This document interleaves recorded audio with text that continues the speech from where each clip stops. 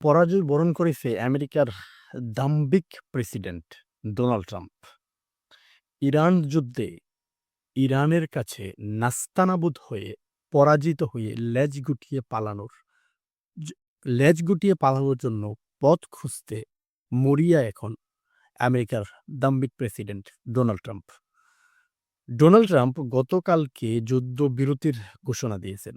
Trump বলেছেন যে আগামী ৫ দিন ইরানের উপর তারা আর কোনো হামলা চালাবে না এবং ইরানের সঙ্গে সকল প্রকার সমঝোতার আলোচনা সম্পন্ন হয়েছে এবং সেই আলোচনার পরেই আ যুদ্ধবিরতির ঘোষণা দিয়েছে ট্রাম্প। অপরদিকে ট্রাম্পের এই দাবিটিকে পুরোপুরি মিথ্যা বলে দাবি করেছেন ইরানের পররাষ্ট্রমন্ত্রী আব্বাস আরাগাচি। ইরানের পররাষ্ট্রমন্ত্রী আব্বাস আরাগাচি তিনি বলেছেন যে ডোনাল্ড ট্রাম্প যেই দাবিটি করেছেন ইরানের সঙ্গে যুদ্ধবিরতির বা ইরানের সঙ্গে আলোচনার, এ ধরনের কোনো আলোচনা হয়নি ট্রাম্পের সঙ্গে ইরানের। ইরান তাদের অবস্থানে অটল রয়েছে এবং যুদ্ধবিরতির জন্য ৬ টা শর্ত দিয়ে দিয়েছে ইরান। ইরান যে ৬ টা শর্ত দিয়েছে সেই শর্তগুলো অনেকটাই আমেরিকার হৃদয়ে আঘাত করার মতো। একদম আমেরিকার কলিজায় আঘাত করার মতো। ইরানের ৬ টা শর্তের মধ্যে ১ম শর্তটা হলো যে ভবিষ্যতে যেন পুনরায় কোনো যুদ্ধ না বাধে সেই বিষয়ে সুনির্দিষ্ট নিশ্চয়তা প্রদান করতে হবে। ইরানের ২য় শর্ত মধ্যপ্রাচ্য অঞ্চল থেকে সকল মার্কিন সামরিক ঘাঁটি স্থায়ীভাবে বন্ধ করতে হবে। মধ্যপ্রাচ্য থেকে যে বছরের পর বছর কোটি, কোটি ডলার আমেরিকা লুটপাট করে নিয়ে যাচ্ছিলেন, আমেরিকা যে মধ্যপ্রাচ্যের দেশগুলোর জন্য পেট্রো ডলার সিস্টেম চালু করেছিলেন, যেই পেট্রো ডলার সিস্টেমকে বলা হয় অর্থনীতির উপর সবচাইতে বড় জুলুম। ওয়ার্ল্ড ইকোনমির উপর সবচাইতে বড় জুলুম ছিল আমেরিকার পেট্রো ডলার সিস্টেম চালু করা। যে পেট্রো ডলার সিস্টেমটা হচ্ছে যে মধ্যপ্রাচ্যের দেশগুলো তাদের নিজ দেশের খনিজ সম্পদ অর্থাৎ তেল যদি তারা বিক্রি করতে চায়, তাদেরকে ডলারে বিক্রি করতে হবে। অন্য দেশের কোনো কারেন্সিতেই তারা বিক্রি করতে পারবেন না। একমাত্র মার্কিন ডলারে বিক্রি করতে হবে এবং এই পেট্রো ডলার সিস্টেমের কারণে মার্কিন ডলারের যে একটা হাই রেঞ্জ ছিল, ডলার যেই উপরে চলে যাচ্ছিলেন, ডলারের যে ডিমান্ড ছিল, সেই ডিমান্ডটাই মূলত এই পেট্রো ডলার সিস্টেমের জন্য এবং এই পেট্রো ডলার সিস্টেমটাই বন্ধ করার জন্যই মধ্যপ্রাচ্যের অঞ্চল থেকে মার্কিন ঘাঁটি স্থায়ীভাবে বন্ধ করার ২ নম্বর শর্ত দিয়েছেন ইরান যুদ্ধবিরতির জন্য। ইরানের ৩য় শর্ত হচ্ছে যুদ্ধের ফলে ইরানের যেই ক্ষয়ক্ষতি হয়েছে তার পূর্ণ ক্ষতিপূরণ প্রদান করতে হবে। অর্থাৎ আমেরিকা এবং ইসরায়েলের হামলায় ইরান যত ক্ষতির সম্মুখীন হয়েছে সবগুলো ক্ষতিপূরণ আমেরিকাকে দিতে হবে। তাদের ৪র্থ শর্ত পুরো মধ্যপ্রাচ্য অঞ্চল সব ধরনের যুদ্ধ এবং সামরিক তৎপরতা বন্ধ করতে হবে। অর্থাৎ ইসরায়েল আমেরিকার যেটাকে বলা হয় ৫৮তম অঙ্গরাজ্য, সেই আমেরিকার ৫৮তম অঙ্গরাজ্য ইসরায়েল বা দখলদার ইসরায়েল যে ফিলিস্তিনের উপর, গাজার উপর যেভাবে নির্যাতন নিপীড়ন চালিয়ে আসতেছিলেন, সেই নির্যাতন নিপীড়ন আজীবনের জন্য বন্ধ করতে হবে এবং কোন ধরনের সামরিক তৎপরতা চালাতে পারবে না আমেরিকা মধ্যপ্রাচ্যে। ৫ নম্বর শর্ত হলো কৌশলগতভাবে গুরুত্বপূর্ণ হরমুজ প্রণালী নিয়ে একটি নতুন আন্তর্জাতিক আইন কাঠামো তৈরি করতে হবে। যেই হরমুজ প্রণালী ইরান এবং যেই হরমুজ প্রণালীর মাধ্যমেই মূলত পুরো দেশের, পুরো বিশ্বের অর্থনীতি নিয়ন্ত্রিত হয়, সেই হরমুজ প্রণালীর জন্য আন্তর্জাতিক কাঠামোগতভাবে নতুন আইন করতে হবে। এবং ইরান বিরোধী কর্মকাণ্ডে লিপ্ত থাকায় বিবেচিত নির্দিষ্ট কিছু গণমাধ্যম ব্যক্তিকে বিচারের মুখোমুখিও করতে হবে। অর্থাৎ যারা ইরানের বিরুদ্ধে বিভিন্ন ধরনের প্রোপাগান্ডা ছড়িয়েছিল, ইরানকে নিয়ে বিভিন্ন ধরনের মিথ্যা সংবাদ ছড়িয়েছিল, সে ধরনের গণমাধ্যম কর্মীদেরকে বিচারের মুখোমুখি আনতে হবে। এই ৬ টা শর্ত দিয়েছে ইরান আমেরিকাকে এবং এই ৬ টা শর্ত যদি মেনে নেয়া হয়, তাহলেই যুদ্ধবিরতিতে যাবে ইরান। অন্যথায় ইরান তাদের যুদ্ধ চালিয়ে যাবে।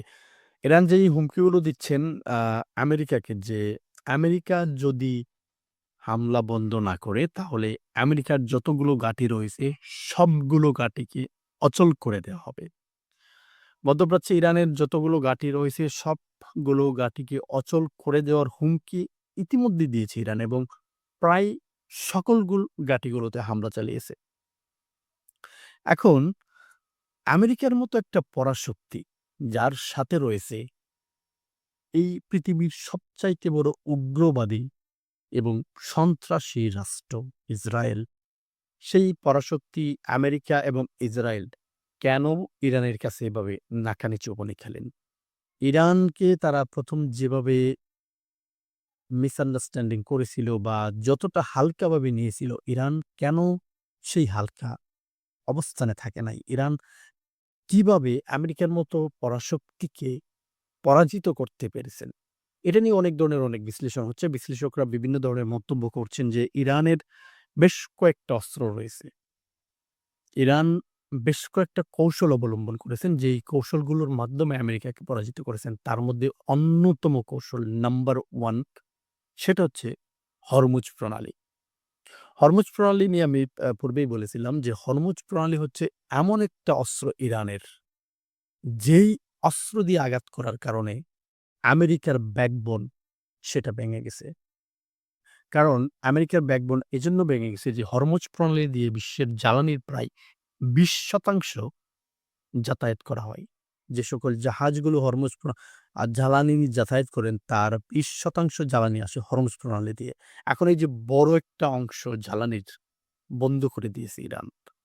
যার জন্য ওই যে পেট্রোডলার সিস্টেম, সেই পেট্রোডলার সিস্টেমে আঘাত করা হয়েছে এবং এর এই হরমুজ প্রণালী বন্ধ করে দেওয়ার কারণে তেলের দাম হু, হু করে বৃদ্ধি পেয়েছে। যে ক্রুড অয়েল যেটাকে বলা হয়, সেই ক্রুড অয়েলের দাম হু, হু করে বৃদ্ধি পেয়েছে।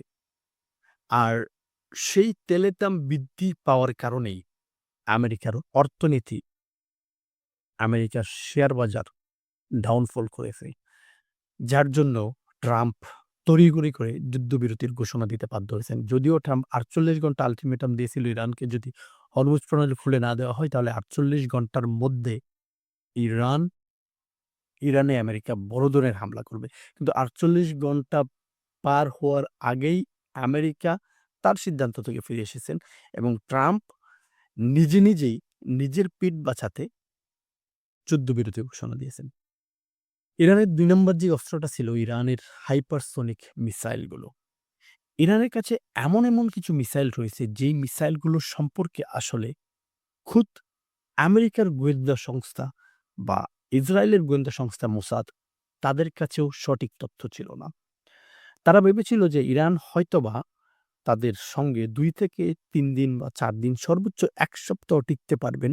১ সপ্তাহের মধ্যে ইরানকে তারা কাবু করে ফেলবেন। কিন্তু বাস্তবতা যে চিত্র দেখা গেছে টোটালি ভিন্ন। ইরান এমন মিসাইলের ব্যবহার করেছেন ইসরায়েলের উপর এবং মার্কিন ঘাঁটিগুলোর উপর, যেই মিসাইলগুলো সম্পর্কে আমেরিকার কোনো নলেজ ছিল না। যে মিসাইলগুলো প্রতিহত করা বা প্রতিরোধ করার মতো টেকনোলজি আমেরিকার কাছে নাই। যে মিসাইলগুলোকে বিনষ্ট করার মতো টেকনোলজি আমেরিকার কাছে নাই বা ইসরায়েলের কাছেও নাই। ইরানের তাদের মিসাইলের মধ্যে অনেকগুলো মিসাইলের নাম আ ইতিমধ্যেই আপনারা জানেন। তার মধ্যে তারা যে গত ২ দিন আগে ৪,০০০ কিলোমিটার দূরে মার্কিন এবং যুক্তরাজ্যের যে ঘাঁটি, সেই ঘাঁটিতে হামলা করেছে।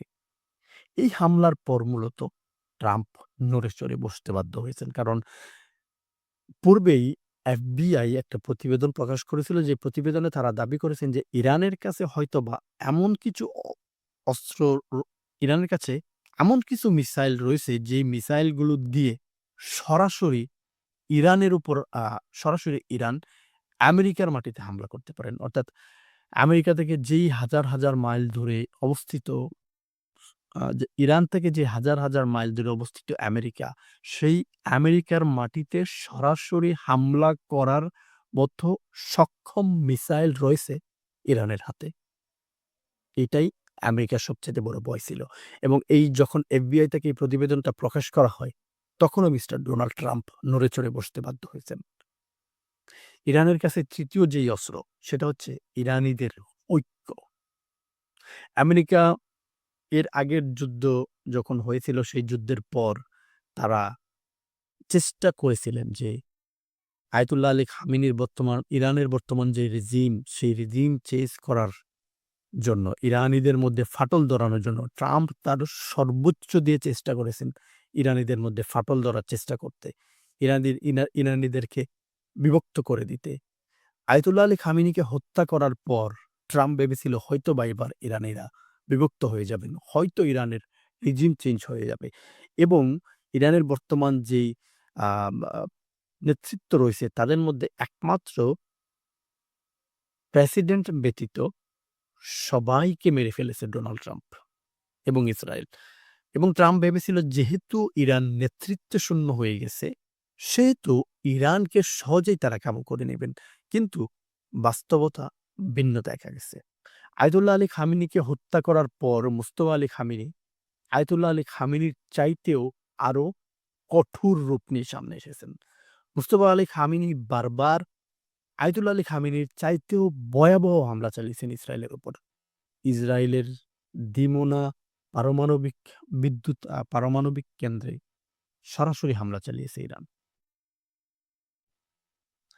ইরানিদের এই যে ঐক্য এবং ইরানের পাইপলাইনে এই যে শত, শত নেতৃত্ব রেডি রয়েছে, প্রবীণ নেতাদের হত্যা করে ফেলার পরও যখন একটা জাতি ঐক্যবদ্ধ থাকে, নতুন নেতৃত্ব সরাসরি চলে আসে এবং আগের নেতৃত্বর চাইতে আরো ২ গুণ, ৩ গুণ, ১০ গুণ বেটার নেতৃত্ব দিচ্ছেন। তখন ট্রাম্প বুঝতে পেরেছেন আসলে ইরানিদেরকে কাবু করা সম্ভব নয়। যেই ১ সপ্তাহের মধ্যে যুদ্ধবিরতি হবে বা যুদ্ধ থেমে যাবে ঘোষণা দিয়ে যুদ্ধ শুরু করেছিল আমেরিকা, সেই যুদ্ধটা আজকে ২৪-২৫ দিন ধরে চলছে এবং ২৫ দিন ধরেই ইরান যুদ্ধ চালিয়ে যাচ্ছে। এভাবে চলতে থাকলে আমেরিকার মাটিতে সরাসরি ইরান হামলা চালাবে। আমেরিকাকে পুরোপুরিভাবে বিনষ্ট করে দিবে। বিশ্বের মধ্যে আমেরিকার যেই একটা আম আ গডফাদার টাইপ আচরণ, আমেরিকা যে পুরো বিশ্বকে নিয়ন্ত্রণ করছে, আমেরিকা পুরো বিশ্বের পরাশক্তি বলছে নিজেদেরকে, ধীরে, ধীরে সেগুলো ধূলিসাৎ হয়ে যাবে। এটা অনুধাবন করতে পেরেই ডোনাল্ড ট্রাম্প তড়িঘড়ি করে যুদ্ধবিরতির ঘোষণা দিয়েছেন এবং তড়িঘড়ি করে ডোনাল্ড ট্রাম্প নিজের পিঠ বাঁচাতে এই যুদ্ধের মাঠ থেকে পালানোর জন্য ফিরে আসতেছেন। আপনি যদি আমাদের এই চ্যানেলে নতুন হয়ে থাকেন, আমাদের চ্যানেলটিকে সাবস্ক্রাইব করবেন এবং পরবর্তী ভিডিও দেখার জন্য অবশ্যই বেল আইকনটি দিয়ে রাখবেন। আজকের মতো এখানেই বিদায় নিচ্ছি। আল্লাহ হাফেজ।